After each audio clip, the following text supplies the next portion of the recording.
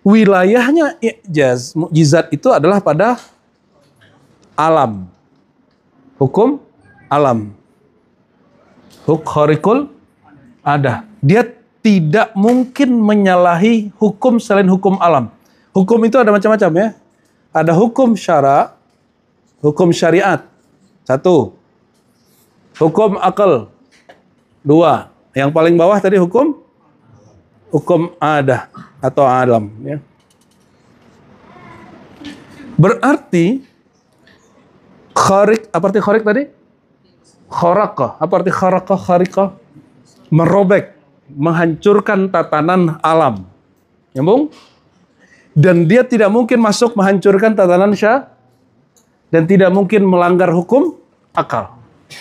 Jadi tidak ada mukjizat yang melanggar hukum akal. Kecuali akal ente nggak nyampe.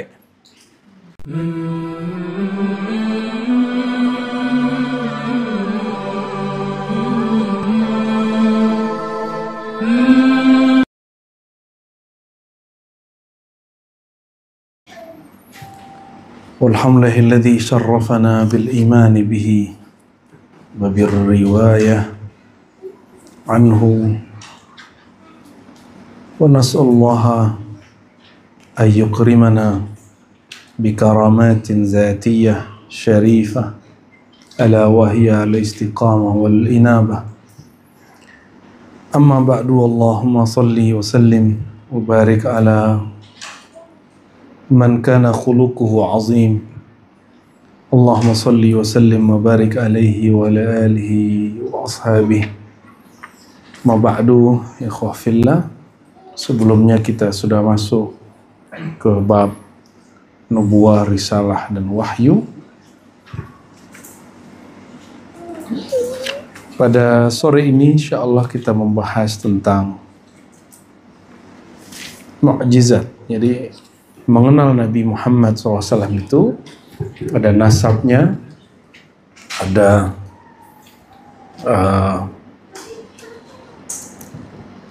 khasaisnya, kekhususannya, ada syama'ilnya. Syama'il itu ciri-ciri fisik. Ada ahadisnya, hadis-hadis ini kalangan muhaddis. Dan juga ada bab sirah ya. Sirah itu perjalanan sejarahnya, perangnya, bahkan qablal wiladah, sebelum perang apa yang terjadi. Ada juga bab al-i'jaz, kemukjizatan ya. Nah, insyaallah pada sore ini kita akan membacanya secara ilmiah, bukan secara mitos ya. Mukjizat itu seperti apa sebenarnya?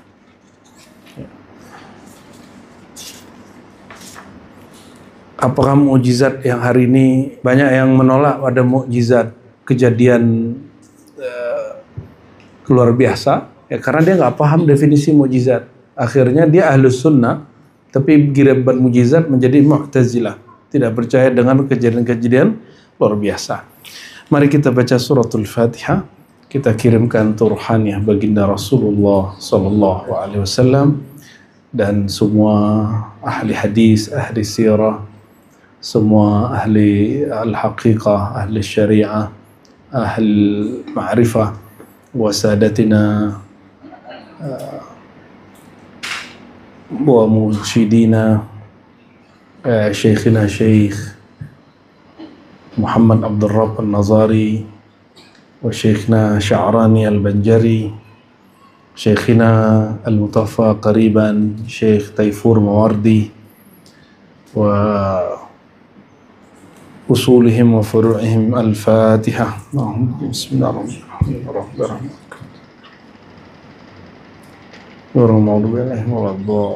Amin.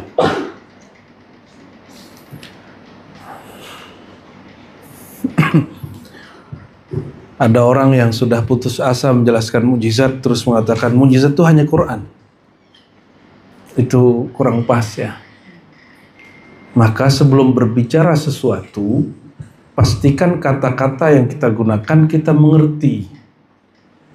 Jangan sampaikan Jangan gunakan satu kata yang kita tidak mengerti maknanya. Nah, ini terjadi, banyak orang menggunakan satu kata yang dia tidak mengerti.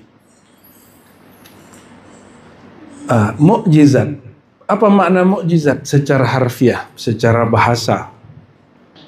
Mu'jiz dari kata a'jaza. Ini suaranya sampai ke belakang.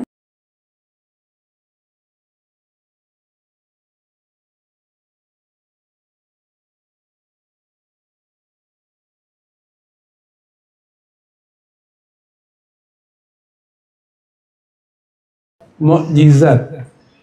Ini saya tulis Arabnya ya. Mu'jizah. Mu'jizah. Dari kata apa? I'jaz. Ya. I'jaz. Bukan ta'jiz ya. Apa arti? La mungkin. Nih sudah habis. Ada satu lagi? Ya, dari kata apa? I'jaz. I'jaz, ajaz, melemahkan. Apa artinya? Melemahkan.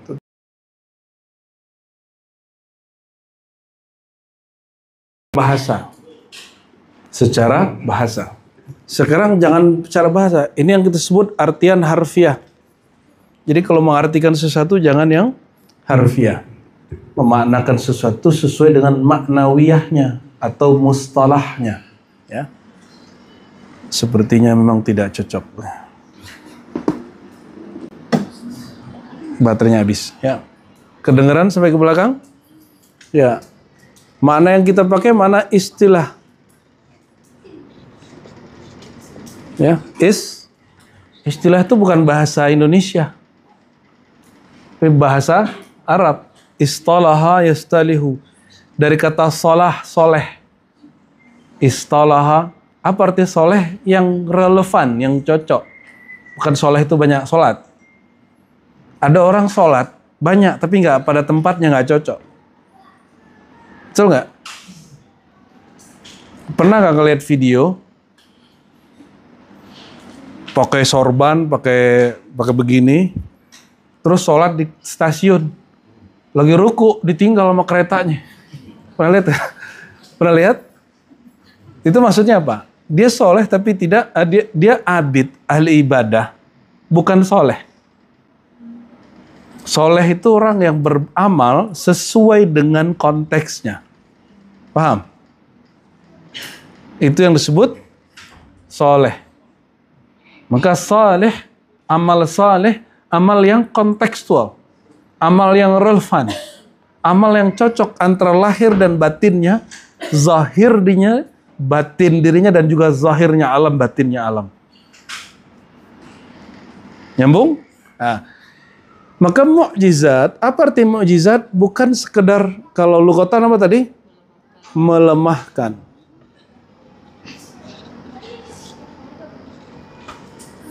Kalau secara istilah, i'jaz mukjizat itu di sini ada nggak ya? Kita cek dulu. Oh, dia langsung masuk deh. Ada berapa perangkat? Pertama, ya. Khariqun lil 'adah. Khariq, apa arti khariq? Khariqul 'adah. Apa arti khariqul 'adah? Adah ini hukum alam, hukum Allah pada alam. Api membakar, air menenggelamkan. Apa lagi? Kalau kena tusuk, luka. Kalau luka sulit sembuh, lama sembuhnya. Kalau orang beginiin tangannya, keluar air nggak? Terus keluar air di tangannya. Ada air nggak di sini? Ini sesuai dengan hukum alam nggak nih kalau keluar air di sini? Nggak sesuai. Apa lagi? Makanan porsi 10 orang, yang makan 100 nggak habis-habis. Sesuai dengan hukum alam nggak? Itu paham maksudnya? Jadi, wilayahnya i'jaz, mukjizat itu adalah pada alam. Hukum alam. Khariqul 'adah. Dia tidak mungkin menyalahi hukum selain hukum alam. Hukum itu ada macam-macam ya. Ada hukum syara, hukum syariat. 1.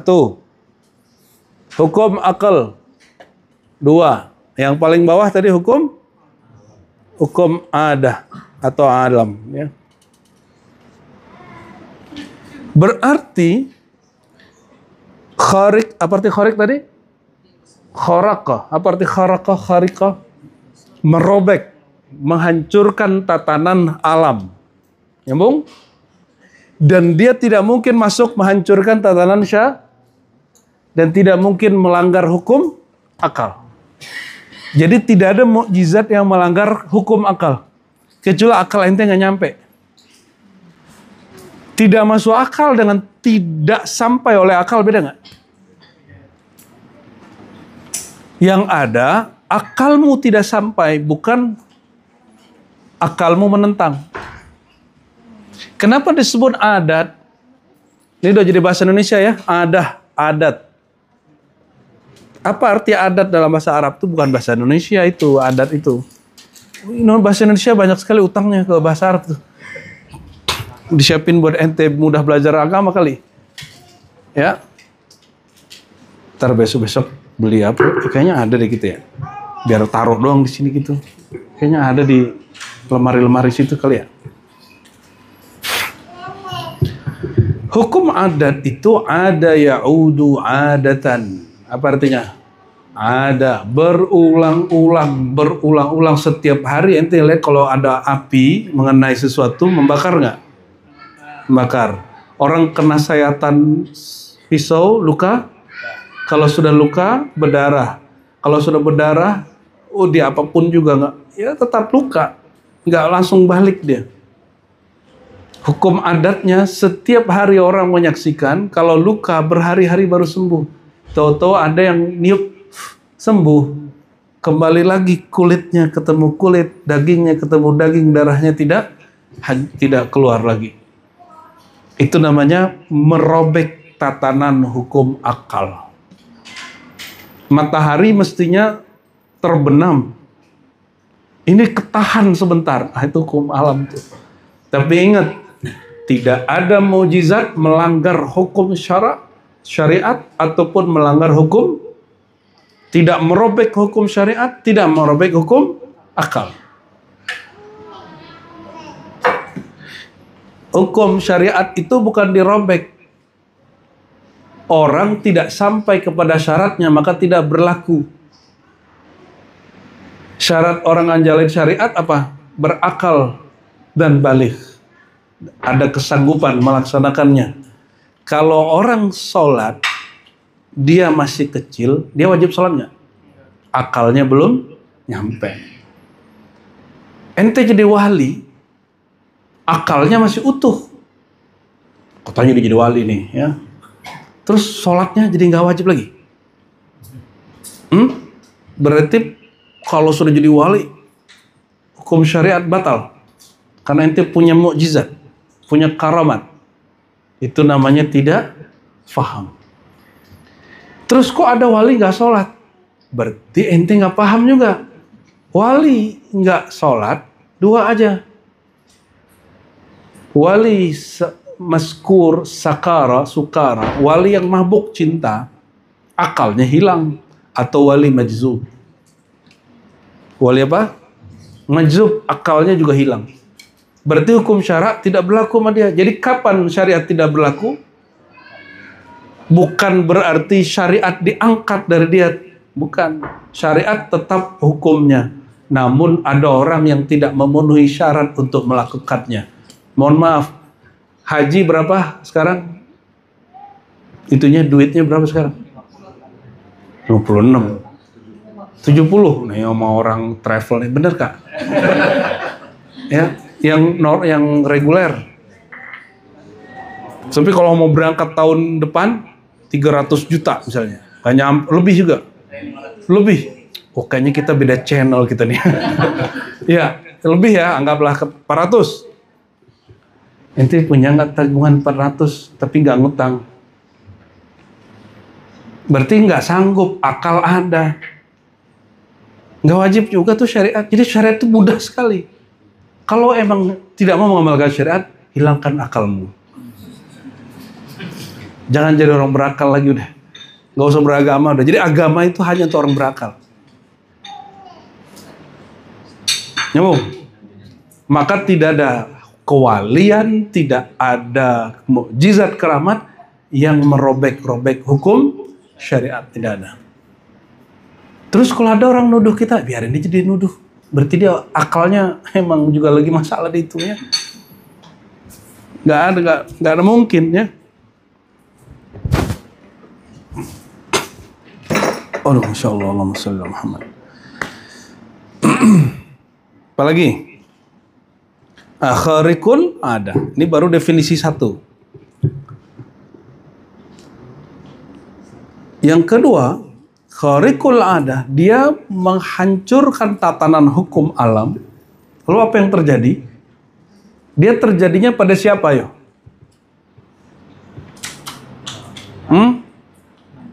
Terjadinya pada siapa?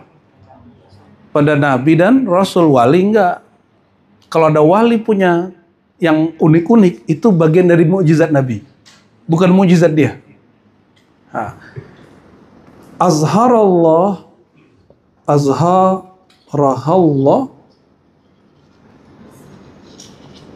ala aidil anbiya al-anbiya.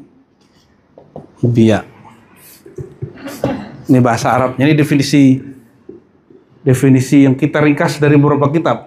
Bisa jadi kalimatnya sama atau tidak. Ini definisi Matraman. Yang Allah zahirkan kepada tangan atau di hadapan para nabi, bukan wali. Ya, war rusul masuk ya, war rusul. Jadi terjadinya mujizat pada siapa? Pada rasul. Ya. Sebagian imam kita mensyaratkan bahwa mukjizat itu karena dia melemahkan, berarti dia sedang menantang. Sedang apa? Maka ada yang ketiga, litahaddi atau tahaddian. Tahaddian. Ini silakan dibahasakan Indonesia sendiri ya.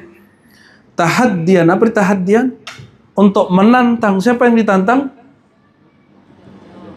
A'da Allah atau musuh Allah. Siapa yang musuh Allah? Al-kuffar. Tahaddian 'alal kuffar.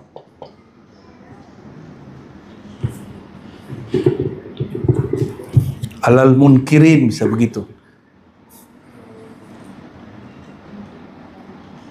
Ini definisi lama. Bahwa mesti ada apa? Tahaddian. Kalau kita tambah atau apa tambahannya? Nusratan ala atba'ihi. Nusratan alaihi wa ala atba'ihi ya. Nusratan alaihim para nabi wa atba'ihim. Nusratan pertolongan untuk para nabi dan pengikut-pengikut mereka. Ya, Bu?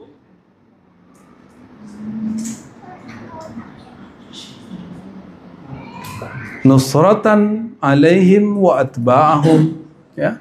Boleh juga nusratan wa fathan ya. Tambahkan di sini nusratan wa fathan, kemenangan atau nikmatan, sebatas nikmat saja, nggak perlu perang, nggak perlu menaklukkan orang kafir.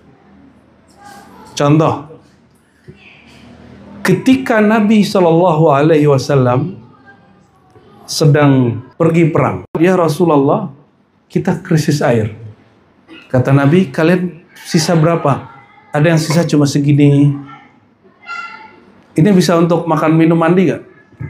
Gak bisa. Akhirnya kata Nabi, udah kumpulin semua, taruh di ember depan Nabi. Lalu tangannya ditaruh.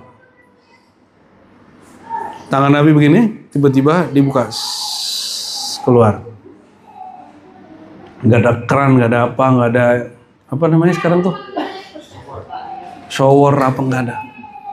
Di belakang Nabi juga nggak ada PDAM. PDAM apa? PAM. Nggak ada. Dan itu jumlahnya di riwayat mulai dari 300, ada riwayat menyebutkan 700, 900, 1200, bahkan itu ribuan. Itu hanya menunjukkan taksir bahwa jumlahnya banyak sekali. Itu nggak ada urusannya dengan tahaddiyan al kuffar, menantang orang kafir, nggak ada. Itu hanya nusratan wa fathan wa ni'matan, ya. Ada tambahan apa? Ya, untuk bantulah, wa ni'matan. Ya, semoga bisa nyambung bahasa Arabnya lah. Lo kok berani buat definisi sendiri? Ya, alhamdulillah. Aneh kan dokter. Terserah itu lah ya. Itu canda ya, jangan serius ya.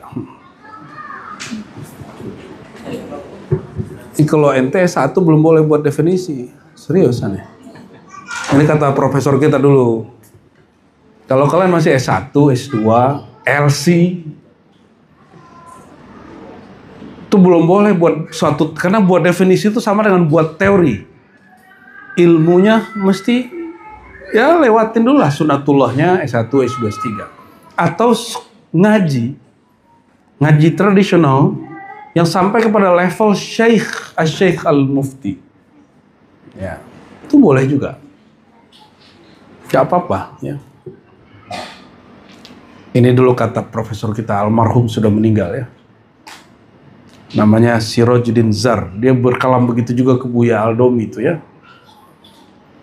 Jadi kalau belum doktur, jangan coba-coba ganggu definisi-definisi teori-teori yang sudah dibangun ulama dahulu. Maka kalau ada LC, SAG, SH mencoba membantah profesor atau doktor, itu orang bukan. Kan ada orang tidak mengenal diri, ada orang tidak tahu diri. Ya, ini masuk yang mana nih?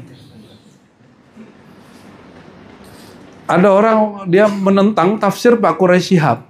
Aneh lihat, cuma LC doang. Hanya SAG. Ada juga nggak LC, nggak SAG. Ijazah S1-nya syafaat. Dulu kampus-kampus begitu masih ada, kampus-kampus bodong tuh masih ada. Tahu persis kita. Jago kalau debat tuh. Tapi dia hanya menukil isi definisi orang terdahulu yang dianggap itu sudah paten. Padahal itu masih bisa digugat.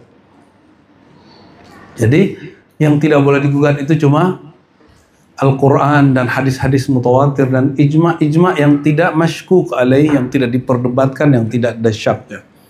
Ini salah satu ringkasan definisi yang kemudian boleh kita tambahkan dengan berbagai kasus. Contoh lain, ada sahabat perang Uhud, kakinya kena tombak, betisnya ke tombak belah dua. Ente bisa bayangkan? Itu darah kemana-mana, dan dia kemudian masih bisa jalan. Sembari dia lompat-lompat, dia jalan ke Rasulullah. Ya Rasulullah, itu juga dia Rasulullah. Gak usah ngomong lagi dia. Dia gak usah ngomong lagi, cukup nunjuk kakinya. Rasulullah hanya baca Bismillah, tiup. Gimana tuh? Hadisnya sahih. Ada seorang nabi, umatnya meninggal 3 hari.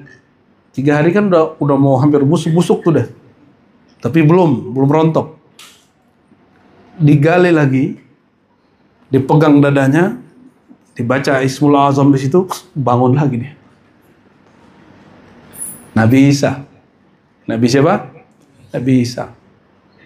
Syekh Abdul Qadir Jilani juga sama, cuma ceritanya ayam. Akhirnya orang kalau manakib nyari ayam mulu.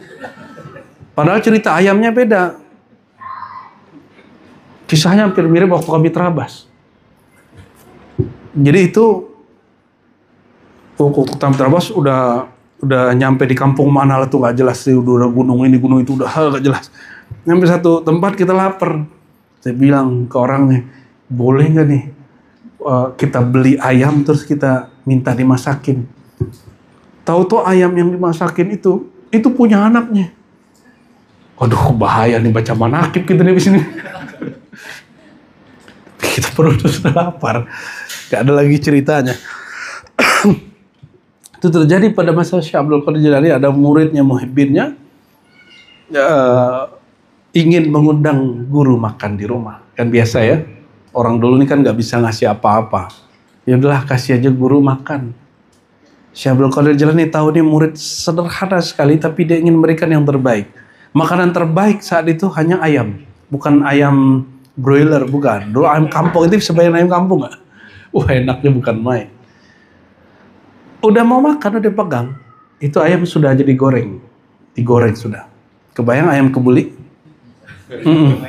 Luar biasa sudah. Nabi tanya, itu kan Nabi Syekh Abdul Qadir tanya, kenapa dia nangis? Ayamnya disembelih. Itu yang di depan ente sekarang.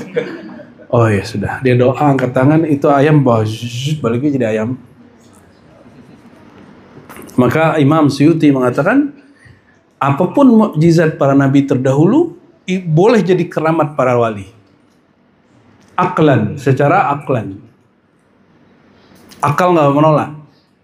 Tinggal adakah riwayatnya terjadi? Ya, ada nabi nggak kebakar sama api? Oh, di Banten jadi debus. Orang mengira debus itu kan ilmu jahat. Enggak, dulu itu mainannya murid-murid Syarif Hidayatullah itu, Maulana Hasanuddin Sultan di Banten itu. Enggak, bukan khas Banten, di mana aja orang bisa. Di Syekh Abdul Somad Al-Falembani itu enggak bisa dibunuh sama Belanda. Tapi nggak tahu waktu dia lengah kenapa, mati dipisahkan kepala dengan badannya itu di Thailand hari ini. Siam, di negara Patani itu, daerah Patani. Macam-macam lah ya. Aneh punya guru jalan di atas air, nanti percaya nggak? Tapi itu bagi belum, itu nggak ada apa-apanya. Yang keren tuh yang bisa ke langit katanya. Yang bisa jumpa sama Rasulullah, bisa jumpa sama Allah, dia bilang gitu. Ini mah nggak ada apa-apanya.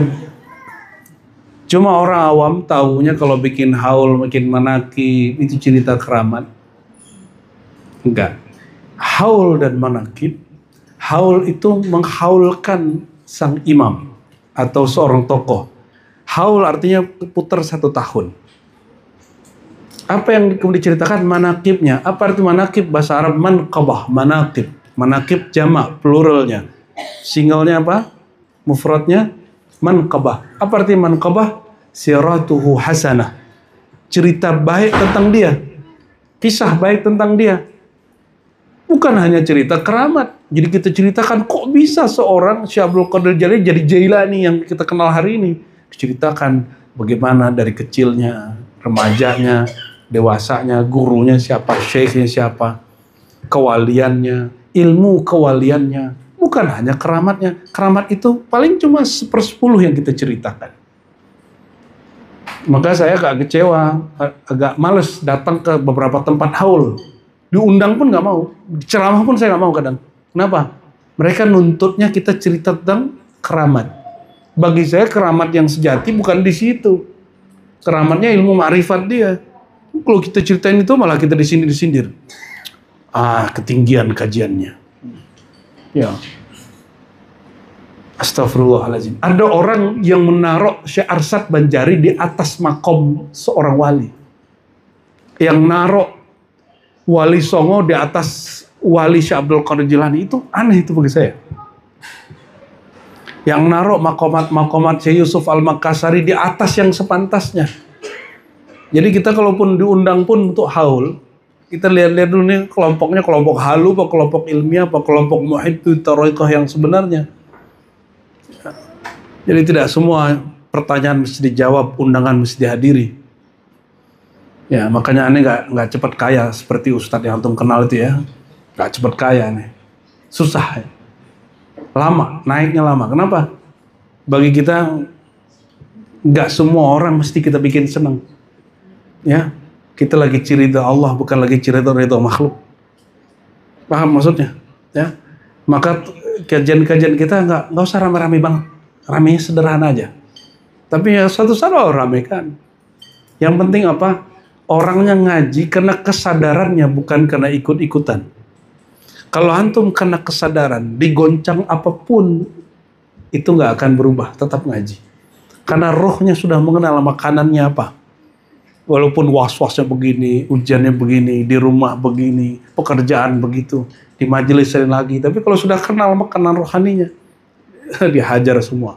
Seperti orang menghadang hujan di saat pagi mau berangkat kerja. Menghadang hujan di saat sore mau pulang ke rumah. Udah tahu mana yang dituju.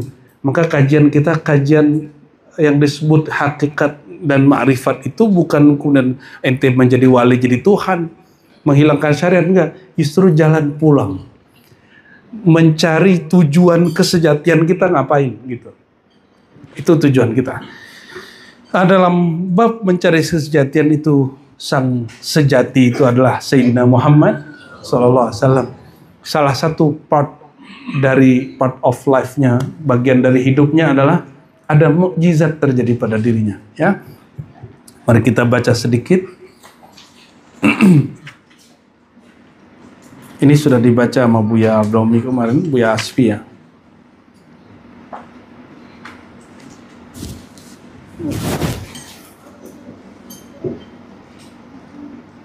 Nah, di halaman 314, faqad ulima wuqu'u misli hadha aidan min nabiyyina daruratan littifaqi ma'aniha kama yu'lam daruratan judu hatimin wa syuja'atu antara wa hilmu ahnaf littifaqi al-akhbar al-warida an kulli wahidin minhum ala qarami hadha wa syuja'ati hadha wa hilmi hadha wa in kana kullu khabarin min nafsi la yujibu al-ilma la yuqta' bisihatihi wal qismu tsani. Kita tinggal aja itu, ya. Malam yablugh mablagh ad-darura wal qata' wa huwa ala naw'ain naw'un muntashir rawahu al-adad. Jadi berita tentang mukjizat Nabi, berita itu diriwayatkan oleh periwayat-periwayat. Ada yang riwayatnya diriwayatkan oleh banyak orang disebut mutawatir, ada yang tidak sampai riwayat 10 orang setiap generasi disebut masyhur, ya. Sama juga, ya. Nah, ada riwayat yang mustahir, muntashir, rawahul adad, yang riwayatnya lebih daripada 10 orang. Kayak nabi'il ma' min bainil asabi' wa taktsir at-ta'am. Contohnya apa yang diriwayatkan banyak orang dan itu tidak bisa diingkari? Air yang memancar dari jari-jari beliau, dan yang kedua taktsir at-ta'am. Makanan jadi banyak. Itu terjadi berulang kali. Diriwayatkan lebih dari 1 kali peristiwa. Jadi pernah masa paceklik, sahabat-sahabat ini lapar sekali. Tiba-tiba Nabi diundang makan oleh seorang sahabat. Tapi kata beliau ini, kata sahabat ini, wahai Rasulullah, makananku hanya cukup 10 orang. Kata Nabi, oke, nggak apa-apa, atur aja. Tapi nanti aku kasih kamu satu kaifiat. Kita bawa 100 orang, cuma boleh masuk hanya 10-10. Selesai 10 keluar. Selesai 10 keluar. Betul, dikerjain. Pertama Nabi keluar. Kedua 10, 10, 10. Sampai 10 kali 10 berapa orang? 100. Kata orang yang menghidangkan ini, wala yanqus min dzalika syai'an. Tidak kurang makanannya sedikit pun. Itulah. Itu sebenarnya apa tuh? Nggak mungkin itu makanan jadi banyak kecuali diambil dari setempat yang mulia. Nggak mungkin air keluar di tangan Nabi kecuali airnya dialirkan dari tempat yang mulia. Nah, itulah rahasia Nabi Muhammad sallallahu alaihi wasallam. Wa nawun minhu ikhtussa bihil wahid awil itsnan. Ada peristiwa mukjizat yang menyaksikan 1-2 orang aja. Atau nggak nyampe 10. Lakinnahu idza jumi'a ila mithli ittafaqa fil ma'na. Riwayatnya itu beragam-ragam. Kalau diriwayatkan beragam ini, pas kita kumpulkan, ya intinya sama tapi lafaznya beda. Ini pun juga disebut mukjizat, ya. Dan kebanyakan mukjizat yang diceritakan bagian ini. Ya. Namun ada yang di Quran. Di Quran ada. Dan itu tidak perlu lagi dipertanyakan riwayatnya. Contohnya insyiqaqul qamar. Bulan belah. Amma insyiqaqul qamar fil Quran nassa bi wuqu'ihi wa akhbara an wujudihi. Terbelahnya bulan itu Quran sendiri yang menceritakannya. Wala yu'dalu an zahirihi illa bidalil, ya, tidak bisa lagi kita ngeles, ya. Wajah bi raf'i ihtimalihi sahihul akhbar min turuqin iddah katsira, dan riwayatnya banyak. Wala yuhinu azmana khilafu akhraq munhallin urad din. Jangan terganggu oleh orang-orang yang menentang agama bab ini, ya. Wala yultafat ila sakhafati mubtadi'. Juga ajaran-ajaran yang ahli bid'ah seperti kelompok Mu'tazilah yang menolak ini terjadi. Yulqi syakka ala qulubi du'afa'il mu'minin, lalu mereka menolak ini sehingga meracuni hati orang-orang beriman yang hatinya lemah. Bal nurghimu bihadza unfahu wa nunbidhu bil ara'i sukhfahu. Ya, kadzalika qissatun nabil iman. Ya. Berarti ada beberapa riwayat mukjizat yang kita bisa lihat riwayatnya banyak terjadi. Oke. Nabi wafat, mukjizatnya masih jalan nggak? Masih jalan? Wa a'lal i'jaz, a'lal mukjizat, afdalul mukjizat, betul Al-Quran. Al-Quran itu kekuatannya pada lafaz dan makna. Maka orang yang paling mewarisi mukjizat Nabi yang disebut keramat, orang yang mampu menghafalkan ayat Quran, dan yang kedua, itu paling tinggi, yang memahami makna Quran. Itu mukjizat tertinggi. Ya, kenapa? Karena Al-Quran itu wasilatul kalam billah, mukalamah, musyahadah billah. Karena berinteraksi dengan Tuhan itu lewat Quran. Sholat kalau nggak ada Fatihah sah nggak? Sah nggak? Ya, kecuali ente emang nggak bisa apa-apa, yaudah suruh baca subhanallah alhamdulillah. Tapi kalau masih bisa ngafal Al-Fatihah.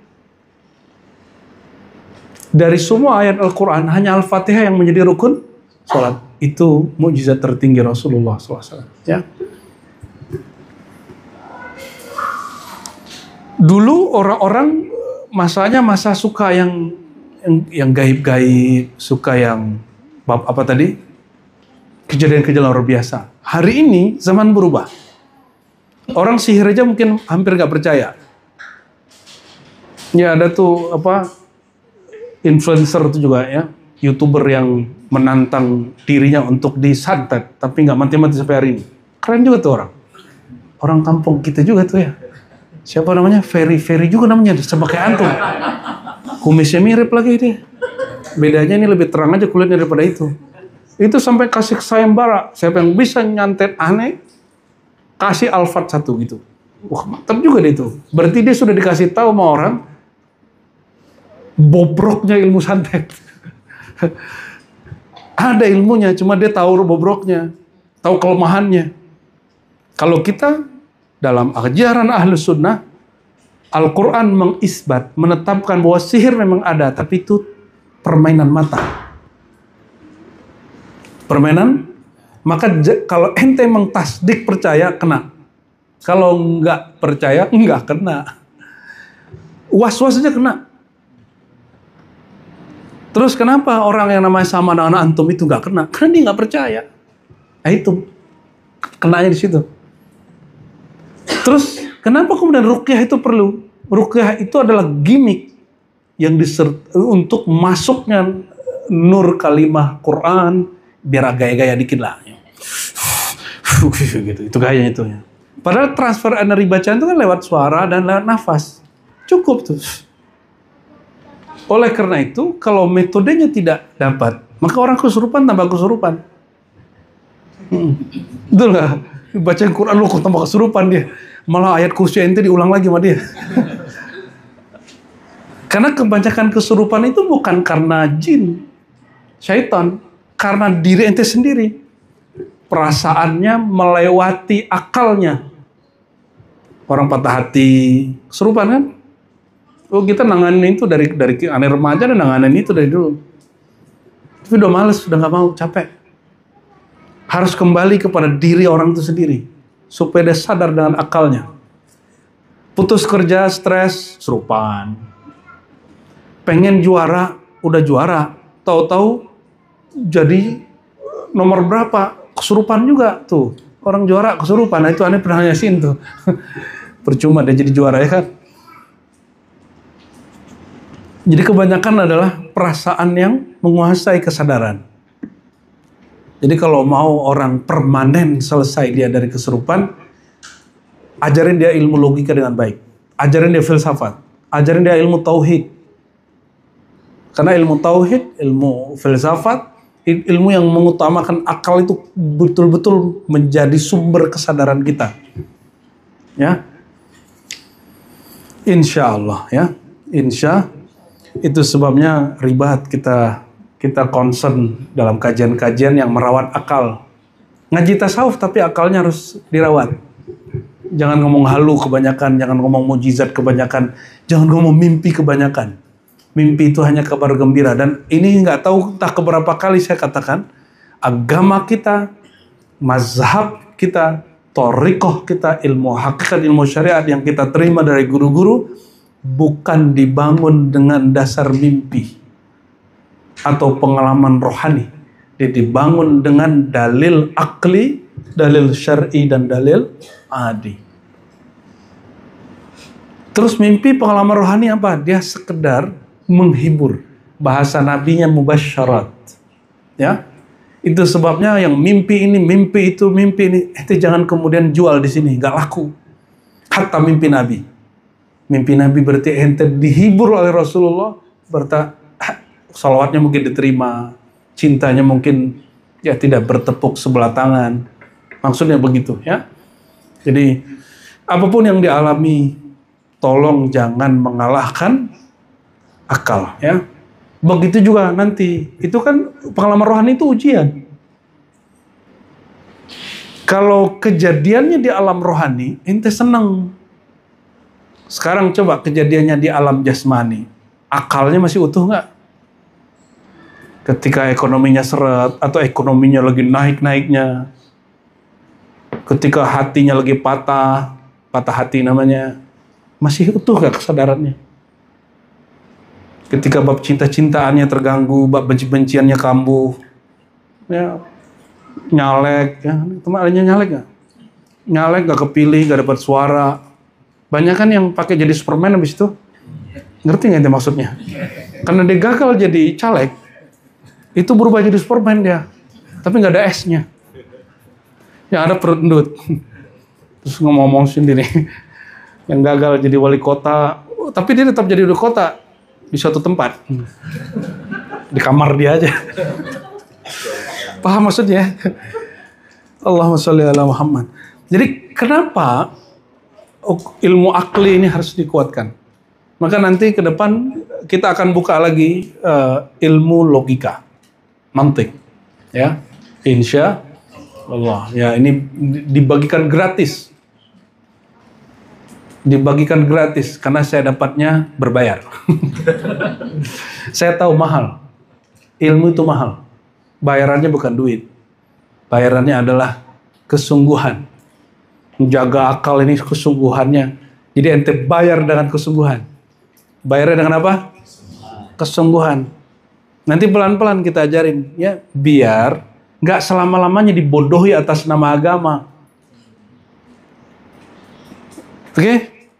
Agama itu bukan, sekarang dijadikan orang tuh alat pembodohan, dan itu sudah kita saksiin. Agama dijadikan alat pembodohan politik. Orang bingung, politik ini cost-nya besar. Betul nggak? Itu diakui oleh Pak SBY, ya, yang punya partai nih ya. Yang punya partai lagi presiden kita sekarang, Pak Prabowo, siapa lagi? Bu Megawati, semuanya mengakui cost-nya gede sekali. Mereka pikir keras itu. Gimana caranya supaya orang-orang tidak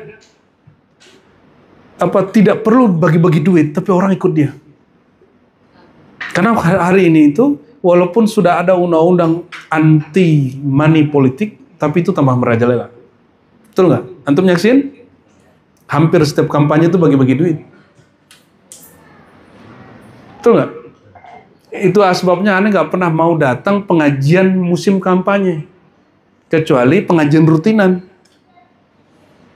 Dan ciri-ciri caleg-caleg politisi ngibul datang ke pengajian kita cuma pas musim.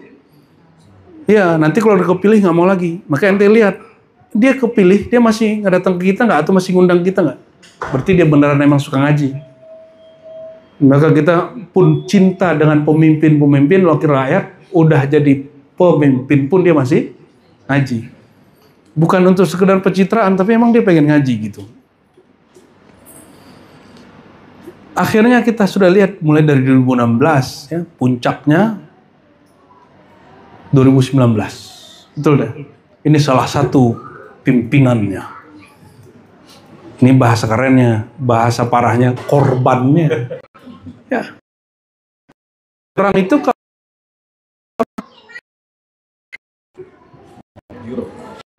girohnya naik, itu bahasa ente mau orang aktivis deh emang. Ngerti deh istilah giroh ya. Nggak futur deh kan.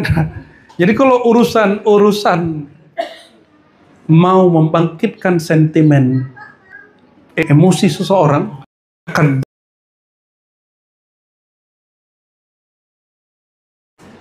agama dengan emosi beragama beda.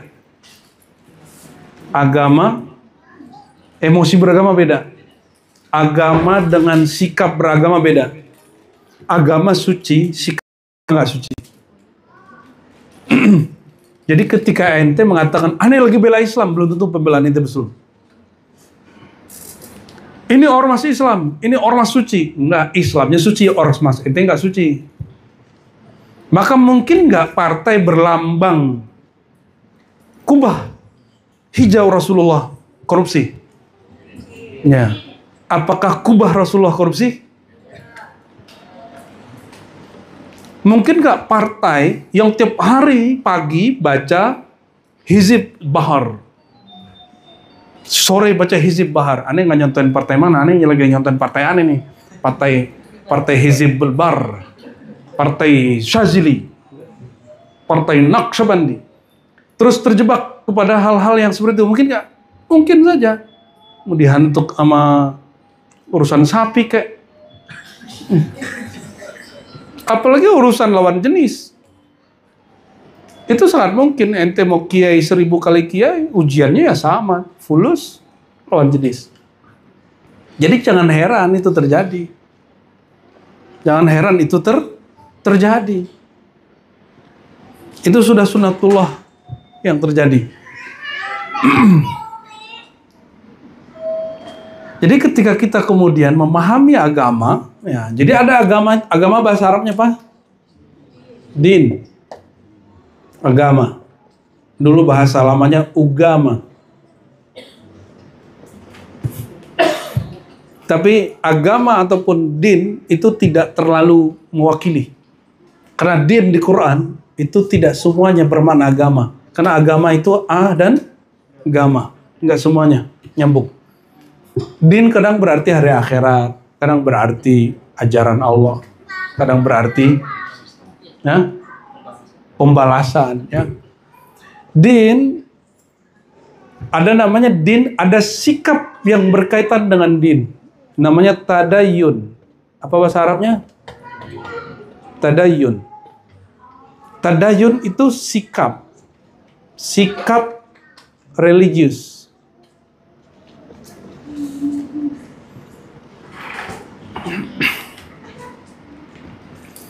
Sikap religius belum tentu agama itu sendiri. Karena agama ini tidak identik dengan satu suku. Jadi kalau ada orang mengganggu suku ente, bukan berarti dia ganggu Islam. Agama itu tidak identik dengan satu mazhab. Kalau ada orang lagi menentang mazhab ente, dia bukan menentang Islam. Agama tidak identik dengan satu partai. Makanya saya sering ngasih. Jadi untuk bongkar orang-orang yang sudah keracunan partai, Sampai menyebut ini partai Allah, yang lain partai tauhid. Itu kita tanya. Nih anggaplah ente orang partai nih ya. Lebih Islami partai mana? PKS? Pernah aneh tanya dulu? PKS, PKB, P3, Masyumi, PBB, apa lagi? Partai Umat, Green, nggak masuk. Partai yang baru, Gelora. Coba mana yang lebih Islami? PKS orangnya, nggak juga. Teman aneh ada juga. Apa? Orang NU tahlilannya yang kuat. Kalau PKS maksuratnya yang kuat. Kalau udah ketemu bab yang tadi sama aja. Apalagi PBB sama aja. Dari semua itu, kalau boleh nih ya, kalau yang tadi yang udah keracunan nih, partai itu apakah sudah menerjemahkan ad-din al-Islam secara sempurna? Sehingga kalau berbeda dengan partai itu berarti berbeda dengan Islam. Nggak ada kan? Partai itu hanya menunjukkan bahwa orang Islam memang nggak nyatu. Ya? Betul nggak? Jangankan Muhammadiyah dan NU, sesama NU aja partainya lebih dari satu. Betul kan? Sesama Aswaj aja partainya lebih satu. Sekarang tarekat juga lebih dari satu. Ada Jatman, ada Jatma. Tuh, ada dua tuh. Ini cuma indikasi bahwa orang Islam itu motorikohnya, mau mazhabnya lebih dari satu. Nggak usah dipaksain. Memang kita udah begini. Dan tidak ada satupun yang betul-betul mewakili 100% al-Islam itu sendiri.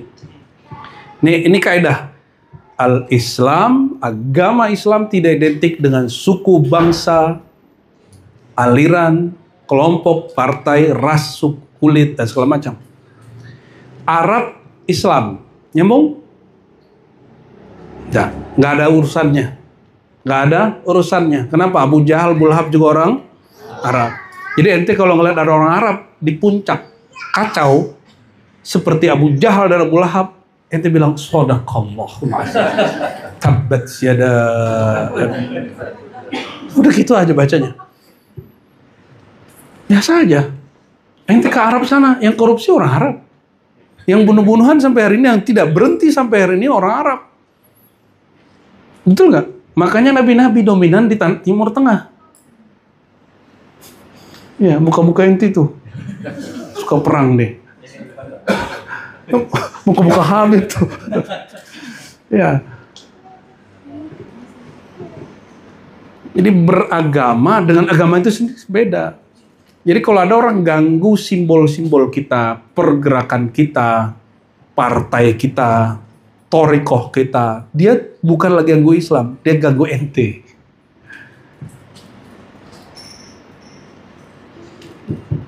Ini ada nih teman lagi demo, terus dia agak beda sedikit dengan yang lain. Kalau ada sampah dia pungut, dia bilang Islam suka kebersihan. Kita harus tunjukkan Islam itu bersih. Islam mah bersih selalu, otak ente nggak bersih. Ya, itu otaknya harus dibenerin. Kenapa? Bagi dia kalau ada orang Islam buang sampah sembarangan, Islamnya rusak. Yang rusak orang Islamnya atau Islamnya. Kalau al-Islam ayatnya jelas, inna dina indallahil, agama di sisi Allah itu al-Islam. Maka Islam itu ya'lu wa la yu'la alaih. Nabi ngomong begitu. Islam itu selalu tinggi, gak pernah rendah. Islam, kalau ente orang Islam belum tentu. Kenapa? Belum tentu kita ini benar-benar ngambil nur Islam itu benar-benar. Jadi mohon maaf sekali, saya tidak ngikutin mainstream dalam bab ini. Ketika orang rame-rame dulu menjadikan takbir sebagai alat untuk nakut-nakutin orang beda faham, beda politik, kita takbirin balik. Ya, kuat-kuatan mana takbirnya kan? Ketika orang rame-rame memilih Prabowo, saya nggak milih Prabowo loh. Baru yang kedua saya kemudian milih presiden hari ini. Ya, dan saya memilih dia lagi ketika dia mau jadi menteri. Saya mikir, hada awal marrah fi tarikh as-siyasah al-insaniyah. Ini pertama kali muncul dalam sejarah manusia. Musuh politik, bebuyutan, sudah dikibulin berkali-kali tim survei, sujud berkali-kali padahal hasilnya bohong. Betul nggak? Betul kan? Itu masih ingat gak tuh? Kalian tuh short memory semua. Memorinya pendek. Alhamdulillah saya diberi memori oleh itu panjang. Jadi makanya nggak gampang marah. Masalah politik pun gampang marah. Memang suaranya suka tinggi. Itu my style. Ya. Ya, itu gaya saya itu ya. Itu karena turun dari guru kita dulu, Abuya Hasan Basri, begitu gayanya. Kata Soekarno kan,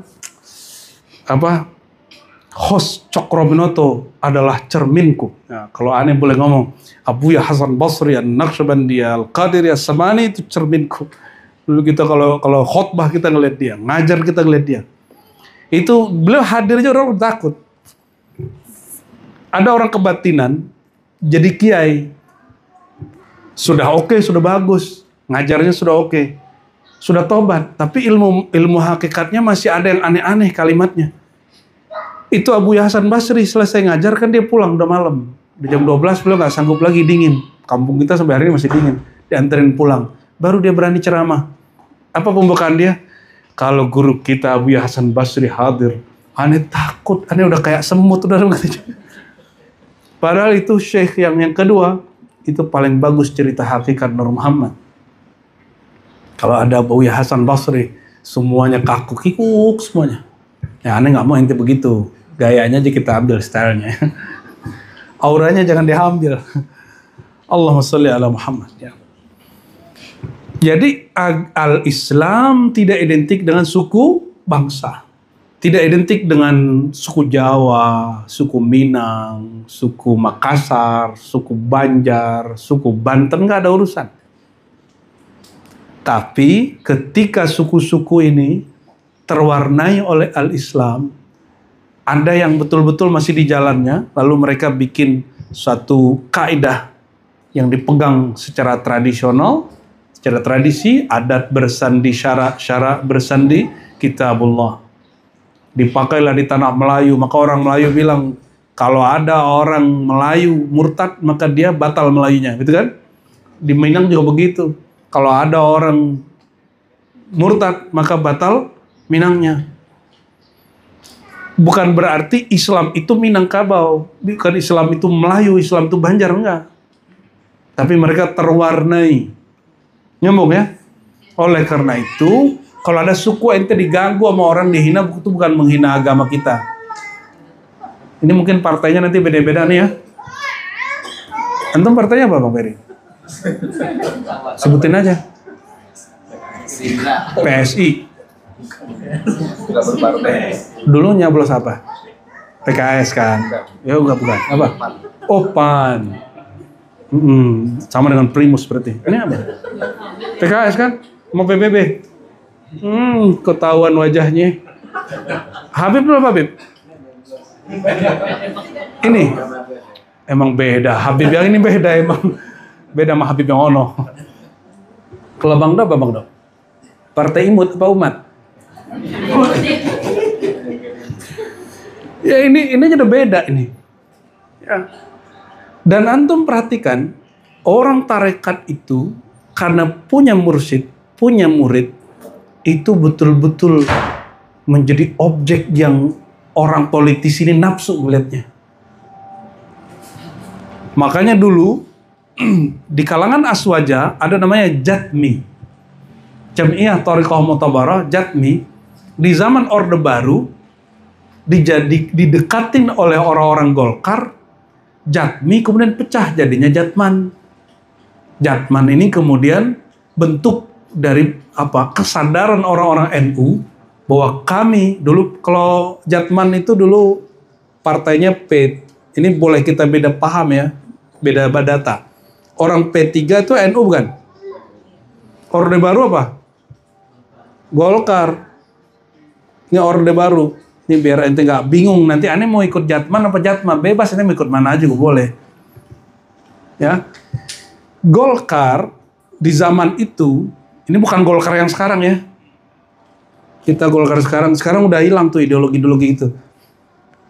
Di zaman Orde Baru, mereka masuk ke semua orang yang berkumpul. Karena politik itu mempengaruhi orang dan mengumpulkan orang. Dan yang paling enak adalah mempolitisasi orang beragama. Karena kosnya kecil. Cukup kirim kabar, kirim WA, orang ngumpul, nggak perlu ngasih duit. Cukup katakan kita sedang berjihad. Ya, lawan. Oh, relawan. Orang yang lawan. Melawannya berulang. Oke, sudah. Nyambung? Di kalangan ahlu sunnah dulu apa? Ahlu sunnah Indonesia ada dulu JATMI. Jamiah Thariqah Mutabarrah Indonesia. Kalau nggak salah begitu ya.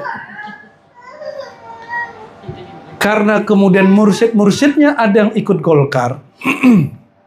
Yang ikut Golkar itu tidak sembarangan loh.